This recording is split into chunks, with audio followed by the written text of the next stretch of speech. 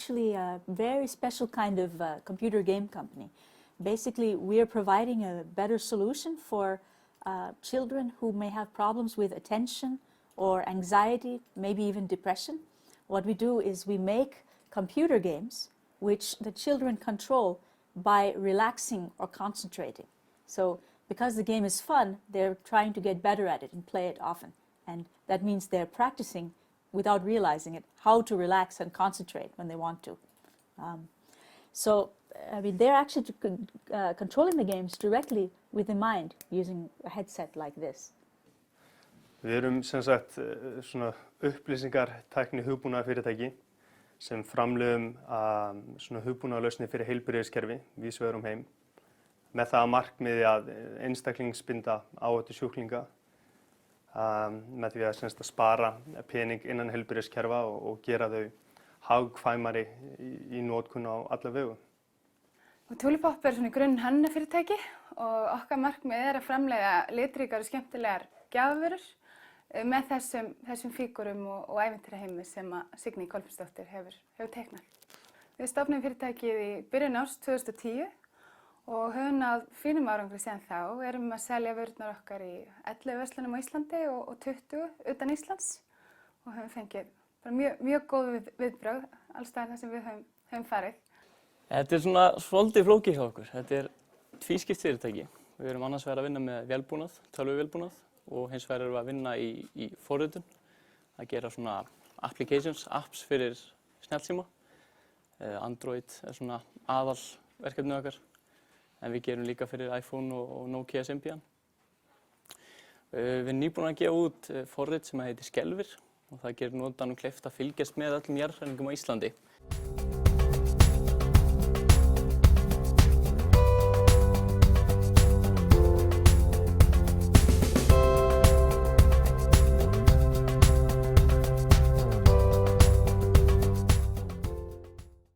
Við byrjum við eldhúsborðið hjá henni Hlíf sem á fyrirtækið með mér og þegar við færðum okkur yfir í frumkvöðlasetur þá fórum við að upplifa að þetta væri kannski fyrirtæki en ekki eitthvað áhugamál við eldhúsborðið og það að fá líka bara ráðgjöf og námskeið hjá Nýsköpunarmiðstöð skiptir mjög miklu máli og ekki síður fólki sem maður umgangast hér í setrinu dagsdaglega. Locatify tæknifyrirtæki þar sem við erum að búa til lausnir fyrir iPhone síma og Android síma og erum að búa til smá forrit sem að gagnast ferðamennum. Við stílmikinn á ferðamenn en það geta líka verið hverjir sem og við höfum verið að búa til lausnir í símana sem að þetta eru snjallleiðsagnir sem við kallum með snjallsögumaður og þá leggjum við mikla áherslu á hljóð og ljósmyndir, myndir, skreytt kort og við erum að búa til svona eiginlega ævintýri fyrir ferðamannin sem að geta tekið með sér bara í vasanum. Markhóparnir okkar eru sveitafélög og þjónustuaðilar sem reka starfsstöðvar fyrir fatlað fólk og aldrað fólk og síðan ríkið. Og þjónusta okkar felst sem sagt í sértækri ráðgjöf við þessa þjónustu og rekstraraðila og annars vegar erum við að tala ráðgjöf sem að lítur á stjórnun og rekstri og síðan úttekt á þjónustunni.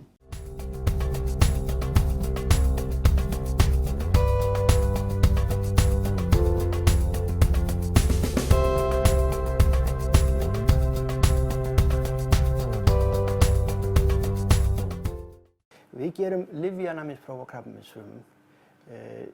Hugmyndin svo að þróa aðferðir í samvinnu við lækna við að gera prófanir þar sem við prófum mismunandi krabbameinslyf á frumum frá sjúklingum og hugmyndin að þróa með þessu aðferði sem gera einstaklingsbundnar prófanir. Því að það nú þannig að mismunandi einstaklingar, jafnvel með sömu sjúkdómsgreiningu, að það ekki alltaf að það séu sömu lyf sem að virka. Við erum með hugbúnaðargerð og við erum með í raun og veru nokkurs konar hugbúnaðargerð. Við búum til hugbúnað fyrir heilarita, það svona aðalstarfsemin. En við höfum líka verið að búa til hugbúnað til þess að servicera norska olíuiðnaðinn. Þannig að að okkar sjúklingar eru bæði flogaveikir og sprungin rör.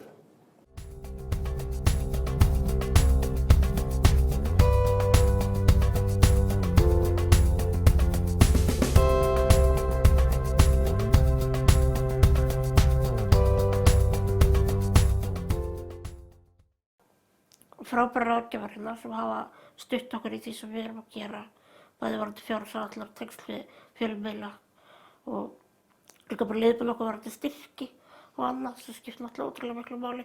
En svo náttúrulega bara það að hafa þak yfir höfuðið, að fara frá því að vera við eldhúsborðið heima í að komast inn á skrifstofurýmið þar sem fullt af fólki að vinna því að stofna fyrirtæki og gera góða hluti.